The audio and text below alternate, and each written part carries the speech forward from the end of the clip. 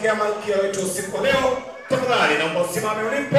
Tunataka tumuone mwali anapojimwaya mwaya, anapojiachia na kujimwaga. Lakini huko na mwamba mwingine, si mwingine bali ni MC Mgwasi. Mwamba kabisa. Nilikuwa MC wa wilaya, sasa hivi wamenipandisha cheo. Leo kuna mtu kaniambia, bwana wewe unafaa kuwa MC wa dunia." Makofi mengi kwa ajili yangu. Mchungaji Amani, si kweli? Baba, si kweli?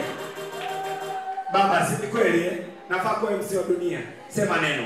Unafaa kabisa. Baba akasema, wewe ni nani? Wewe ni nani ukatae?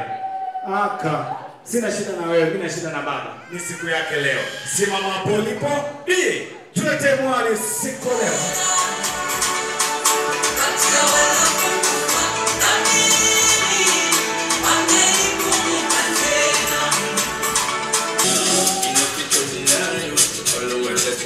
I know.